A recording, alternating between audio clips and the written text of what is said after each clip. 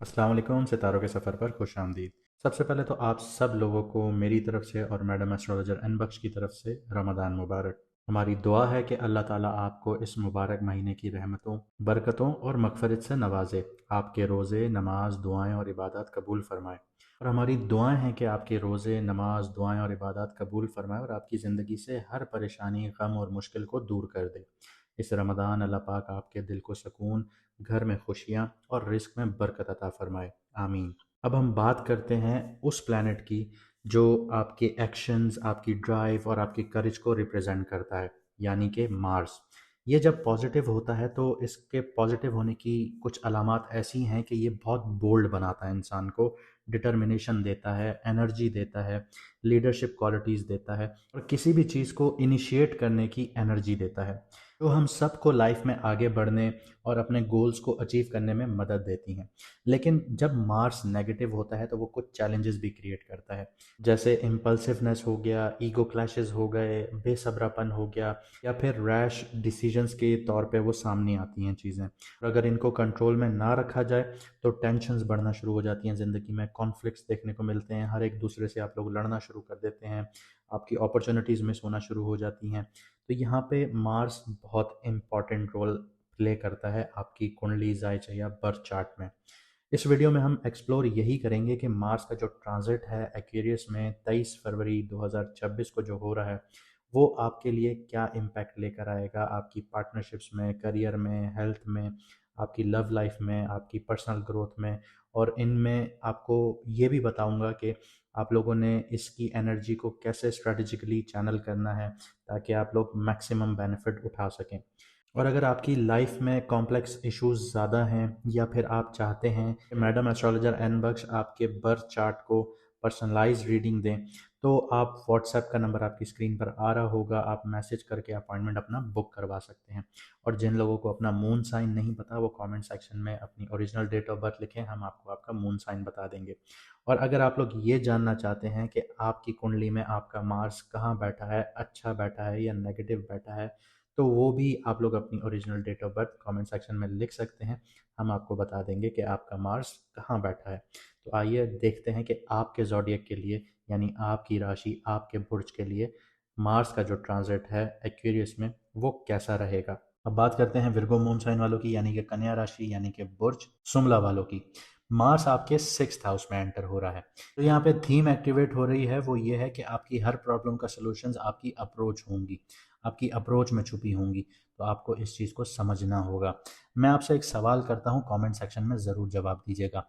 क्या आप लोग डिसिप्लिन को फॉलो कर रहे हैं या अपनी एनर्जीज को वेस्ट कर रहे हैं? इस सवाल का जवाब आप मुझे कमेंट सेक्शन में देंगे कि आप डिसिप्लिन से अपने करियर को या अपनी डेली लाइफ को चला रहे हैं, या फिर आप सारा दिन बेड पे बैठे हुए हैं या सुकून कर रहे हैं, कंफर्ट जोन से बाहर नहीं आ रहे, तब आप स्टक हुए हुए हैं एक जगह पे। ये जवाब ज़रूर दीजिएगा। अब इसका इम्पैक्ट आप लोगों की करियर, जॉब, बिजनेस, क्रिप्टो और स्टॉक पर कैसे आता है मार्स का, उस पर बात करते हैं। सबसे पहले करियर और जॉब की बात करें तो जो डेली वर्क होगा आप लोगों का, जो लोड होगा वो बहुत ज़्यादा इंक्रीज़ होना शुरू होगा। कॉम्पिटिटर्स हो गए, कोलीग्स हो गए, उनकी तरफ से प्रेशर मिलना शुरू होगा आप लोगों को। अथॉरिटी और बॉस की स्क्रूटनी बहुत ज़्यादा हाई होना शुरू हो जाएगी आप लोगों के लिए। टास्क की जो कंप्लीशंस हैं उसकी डिमांड बहुत ज़्यादा पीक पर बढ़ना शुरू हो जाएगी कि ये टास्क भी कंप्लीट करें, वो टास्क भी कंप्लीट करें, तो आप लोग फंस के रह जाएंगे चीज़ों में। इसके अलावा अटेंशन टू डिटेल जो है वो बहुत ज़्यादा क्रूशल होना शुरू हो जाएगी, क्योंकि एक के बाद एक टास्क आ रहा होगा तो आपकी अटेंशन मिस होना शुरू होंगी डिटेल्स पर। तो वो चीज़ आप लोगों के लिए नुकसानदेह साबित हो सकती है। यहाँ पे जो लोग प्लान को फॉलो करके आगे बढ़ेंगे, जो लोग स्ट्रेटजीज़ के साथ आगे बढ़ेंगे, उनको रिकग्निशन भी मिलेगी और स्टेबिलिटी भी मिलेगी। लेकिन जो लोग डिसिप्लिन को इग्नोर करेंगे उनसे मिस्टेक्स भी होंगी, उनमें फ्रिक्शंस भी देखने को मिलेंगी। अब बात करते हैं बिजनेस मॉड्यूल वालों की, जो बिजनेस करते हैं। तो ऑपरेशनल या फिर रूटीन की जो रीस्ट्रक्चरिंग है वो एक्टिवेट हो जाती है आप लोगों के लिए। कंपटीशन हो गया, मार्केट का प्रेशर हो गया, वो अब आप लोगों को फील होना शुरू होगा।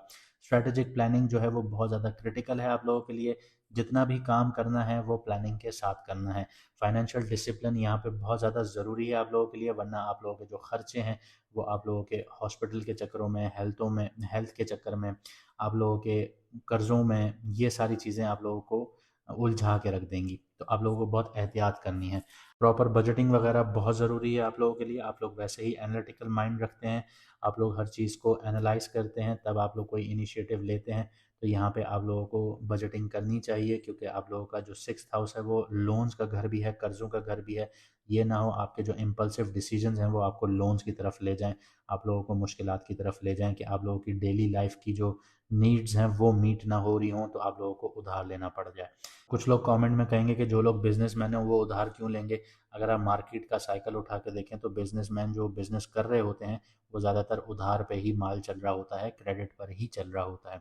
इसके अलावा बात करते हैं कि जो लोग इस टाइम पीरियड में इम्पल्सिव मूव्स लेंगे, जज्बात में बह के फैसले लेंगे, वो बहुत बड़ी बड़ी गलतियां करना शुरू करेंगे। और जो लोग कैलकुलेटेड रिस्क लेंगे, यानी कि समझ के एक्शन लेंगे, सोच समझ कर लेंगे, रिसर्च करेंगे, उनको मुनाफे भी मिलेंगे, उनकी रेपुटेशन भी बढ़ेगी।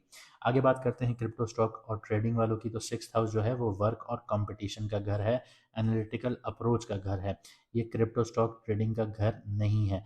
लेकिन रिस्क यहाँ पे जो आता है वो यहाँ पे इम्पल्सिवनेस का आता है, इमोशनल ट्रेडिंग का आता है। तो प्रॉफिट जो है वो आप लोगों को कैलकुलेटेड और डिसिप्लिन स्ट्रैटेजी से मिलेगा। अगर ये स्ट्रैटेजीज आपके पास नहीं है तो आप लोग यहाँ पे मुश्किलात में फंसेंगे। कैलकुलेशंस के साथ चलना है, डिसिप्लिन स्ट्रैटेजीज फॉलो करनी है। इसके अलावा कॉम्पिटिटर्स जो हैं उनको मॉनिटर आप लोगों ने करना है। टाइमिंग बहुत ज़्यादा इंपॉर्टेंट है आप लोगों की। अब अगर कोई मार्केट में ट्रेडिंग कर रहा है तो उसका कॉम्पिटिटर कौन है? उसका कॉम्पिटिटर जो है वो दूसरे ट्रेडर नहीं, उसका जो कॉम्पिटिटर है वो ऑपरेटर है। तो अब आपको समझना होगा कि मार्केट कैसे अप एंड डाउन चल रही है। तो ये चीज़ याद रखिएगा कि अगर आप लोग स्लो और स्टडी चलेंगे, कैलकुलेशंस के साथ चलेंगे, डिसिप्लिन स्ट्रैटेजीज फॉलो करेंगे, तो प्रॉफिट आप लोगों का है। और अगर आप लोगों ने जल्दबाजी दिखाई जो मार्स यहाँ पे देगा, तो आप लोगों को नुकसान होना शुरू होगा। तो फैसला आपके हाथ में है। जैसे अल्लाह ताला कुरान पाक में भी कहता है कि हमने आपकी किस्मत लिख दी, लेकिन कुछ चीज़ों का इख्तियार आपके हाथ में है कि आप जो करेंगे उसका फल आपको वैसा ही मिलेगा। तो अब आपको ये समझना होगा। आगे बात करते हैं आपकी लव रिलेशनशिप और मैरिज लाइफ की। तो सबसे पहले हमारे सिंगल लोगों की बात करें तो अभी आप लोगों का जो टाइम है वो आप लोगों का काम का है, आपके रूटीन पर फोकस करने का है। लव आप लोगों के लिए सेकेंडरी होना चाहिए। लेकिन फिर भी बता दूं कि आपको अट्रैक्शन जो मिलेगी वो डेली लाइफ, डेली सर्कल में मिलेगी। जो आप सारा दिन की जो आपकी लाइफ होती है, चाहे घर का इन्वायरमेंट हो चाहे ऑफिस का इन्वायरमेंट हो, वहाँ पे मिलेगी। जहाँ पे आप लोग शेयर्ड वर्किंग में होंगे वहाँ पे मिलेगी। इन्वायरमेंट ऐसा होगा कि ऑफिस हो गया या घर हो गया, आप लोगों के रिश्तेदार हो गए, वहाँ पे आप लोगों को मिलेगा। आगे बढ़ते हैं, रिलेशनशिप वालों की बात करते हैं जो ऑलरेडी रिलेशनशिप में हैं। तो पार्टनर को टाइम चाहिए, अटेंशन की कमी फील हो सकती है क्योंकि आप लोग बहुत ज़्यादा वर्कहॉलिक बन सकते हैं। तो यहाँ पे कॉन्फ्लिक्ट देखने को मिल सकता है रूटीन से लेके और शेयर्ड रिस्पॉन्सिबिलिटीज़ से लेके। तो आपको मैनेज करना होगा, बैलेंस करना होगा।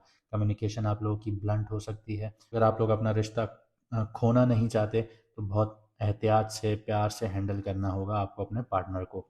यहाँ पे अगर आप लोग एम्पैथी और प्रैक्टिकल सॉल्यूशंस का मेंटेन कर लेते हैं, बैलेंस बना लेते हैं, तो आपका रिलेशनशिप मेंटेन हो जाएगा। मैरिड लोगों की बात करें तो घर का काम और डेली वर्क और आप लोगों की रिस्पॉन्सिबिलिटीज़ ये अब टेस्ट फेज़ में आएंगी।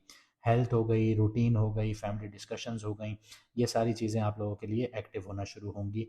कॉन्फ्लिक्ट्स भी मिलेंगे आप लोगों को, लेकिन सोल्यूशन ओरिएंटेड कॉन्फ्लिक्ट्स मिलेंगे।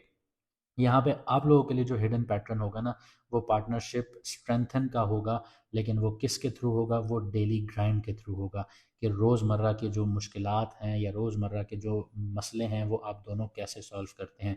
तो अगर आप दोनों मिलकर सॉल्व करेंगे तो आपकी पार्टनरशिप जो है वो बहुत ज़्यादा मजबूत होना शुरू हो जाएगी। और अगर आप लोग ये नहीं करते तो आप लोगों को यहाँ पे मुश्किलात का सामना आएगा। हेल्थ की बात करें तो पॉजिटिव साइड भी है, नेगेटिव साइड भी है, लेकिन पॉजिटिव साइड पहले बता देता हूँ। आपकी एनर्जी बहुत ज़्यादा हाई रहेगी, काम से रिलेटेड मोटिवेशन बहुत ज़्यादा स्ट्रांग रहेगी। लेकिन जो रिस्क आएगा वो आपको मसल्स से रिलेटेड पेन देखने को मिल सकता है, जॉइंट से रिलेटेड देखने को मिल सकता है, आपकी कमर से रिलेटेड देखने को मिल सकता है, नर्वस सिस्टम से रिलेटेड देखने को मिल सकता है, डाइजेस्टिव इश्यूज़ देखने को मिल सकते हैं। और जितनी भी मैंने आपको ये बीमारियाँ बताई हैं, इनमें आप लोगों ने गफलत नहीं बरतनी। जैसे ही आपको कोई सिग्नल दे बॉडी, आप लोगों ने फ़ौरन चेकअप करवाना है, फ़ौरन उसको मेडिकली ट्रीट करना है। इसके अलावा आप लोगों को स्ट्रेस भी देखने को मिल सकता है। वो काम का स्ट्रेस बहुत ज़्यादा देखने को मिलेगा जो आपकी स्लीप को डिस्टर्ब करेगा, आपकी इम्यूनिटी पर इम्पैक्ट करेगा। तो आप लोगों ने स्ट्रेस नहीं लेना, बस डिसिप्लिन रूटीन के साथ और उसको अच्छी तरीके से मैनेज करके चलना है। और ओवर वर्क की तरफ नहीं जाना, ये ना हो कि सुबह 9 बजे आप उठें या 8 बजे उठें या 7 बजे उठें, उस वक्त से आपकी आंखें स्क्रीन पर हों और रात के 12 बजे 1 बजे तक आपकी स्क्रीन पर आंखें हों। ये आपको बर्नआउट का शिकार करवा सकती हैं। अपनी रूटीन बनाइए, फिज़िकल एक्टिविटी रखिए और रेस्ट को प्रॉपर टाइम दीजिए कि आप लोगों ने रेस्ट भी करना है, तो आप यहाँ पे इन चीज़ों से बच सकते हैं। लेकिन अगर जहाँ आपने थोड़ी सी भी गफलत बरती तो ये सारी चीज़ें क्रिटिकल होना शुरू हो जाएंगी। उम्मीद करता हूँ आप लोग समझे होंगे और आप अपनी ज़िंदगी को बेहतर बनाएंगे, और हमें उम्मीद है कि आप अपना प्यार वीडियो को लाइक करने की सूरत में ज़रूर दिखाएंगे और कमेंट में अपनी राय ज़रूर बताएंगे। और अपने दोस्तों यारों के साथ भी वीडियोस को शेयर कीजिए ताकि उनको भी लाइफ में सही डायरेक्शन मिल सके और वो आगे बढ़ सकें। मुझे दीजिए यहाँ से इजाज़त, मिलते हैं अगली वीडियो में सितारों के सफ़र पर।